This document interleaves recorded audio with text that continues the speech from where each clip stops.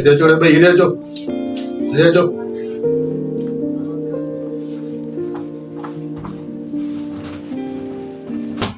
हवा टाइम टुटो छा थियो बाबा छा वरी छा टाइम थियो 3:30 थिया रात जा ने यार ता सुधरंदो कोन बाबा।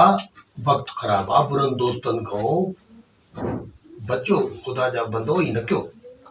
सवेरे ईंदा कयो, सवेरे सुम्हो, सेहत बि ठहंदव ऐं तव्हांजी इज़त बि थींदी। कोशिशि कयो, ईअं न कयो यार, पछाड़ी में असांखे ख़राबु न कयो। हाणे वञो सुम्हो महिल सां, 3:30 थिया आहिनि, 6 बजे राति जा 8 थिया। सुधरंदो कोन, वञो हलो।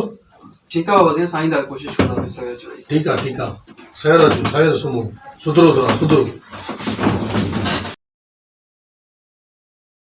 अस्सलाम वालेकुम। वालेकुम। ओ मेरा बहुत ज्यादा खुश है, ठीक ठाक, खुश है। साईं मुंहिंजा, साईं खुश आहियो, ख़ैर करा।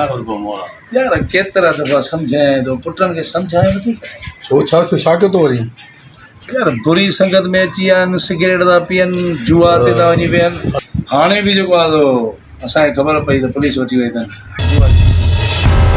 ईअं न कयो यार, मां तमामु उन्हनि खे कल्ह बि सम्झायमि छोकिरनि खे, यार ईअं न कयो, बुरनि दोस्तनि सां न वियो, बुरनि संगत सां न वियो, सवेरे ईंदा कयो, सवेरे सुम्हंदा कयो, त मुड़नि नथा छोकिरा। यार मां त पंहिंजे पुटनि खे घणो सम्झायां थो, बाबा बुरनि दोस्तनि सां न वियो, न ॻाल्हायो, हीउ वक़्तु ख़राबु थी वियो आहे तमामु। हाणे नथा मुड़नि। यार तूं त केतिरो मखणो थी गुज़रियो आहे, नंढे लाइ खां वठी न पोइ हे बुतो में रहियो आहे, न सिगरेट जे वेझो में आहे। तोहारा पुट ख़बर न आहे तूं अलाए कहिड़ी तरबियत कई आहे उन्हनि जी। नेक्स्ट में सां छोकिरनि मुंहिंजी बेइज़ती करायो हुई मुंहिंजी, न मुड़िया, ख़ुदा जी चङाई था थियनि। बहरहाल मां वञां थो। अचो था असां पाण हलूं, यारो भलो आहे, चयोसीं तॾहिं खे ॻोल्हे ॿुधाई वञो। ठीकु आहे भाऊ, असां हलूं। तव्हांजी महिरबानी थी, तव्हांजी महिरबानी।